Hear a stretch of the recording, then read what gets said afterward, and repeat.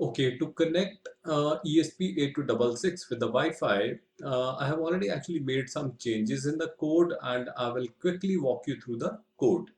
So under the source, I have created a file with the name credentials.h, and this particular file only contains two variables. One is the SSID and the other one is the password. So you need to change SSID and password with your Wi-Fi user ID and password. So this one will be your Wi-Fi user ID and this one will be replaced with your password. So now going back to the main.cpp. So the first thing I have done is I have included the credentials.h here. Next thing I have done is I have included ESP8266 Wi-Fi.h. H is the header file. Now inside the setup method, this is the other thing I have changed. So I have written this line of code which says Wi-Fi.begin SSID and password. SSID and password, it's picking from the credentials.h which we have just created. So here Wi-Fi is the instance of the class ESP8266 Wi-Fi class. Begin is the method and we are passing the SSID and password right here. So SSID and password we are fetching from the credentials.h. So next we are running a while loop, and inside the while loop we are checking the status for the Wi-Fi if it is connected or not. This one is the inbuilt variable. So we are comparing the status. If it is connected, then it will go outside the loop.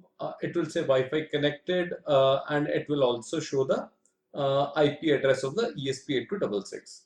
But if it is not connected, then it will keep trying after every 500 milliseconds.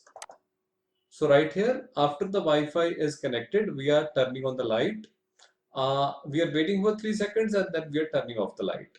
So basically what we are doing here is once our ESP connects to the Wi-Fi, light turns on, which is an indicator that our ESP is connected to the Wi-Fi. And then after 3 seconds, light turns off. So let me quickly build the code. And now I'm gonna upload this code. So if you see, our bulb is on, waited for 3 seconds and then it goes off and Wi-Fi is connected and IP address is here. Also wanted to mention that I placed this button here so that I could control the battery which is placed here. In case you don't have, you don't need to place it.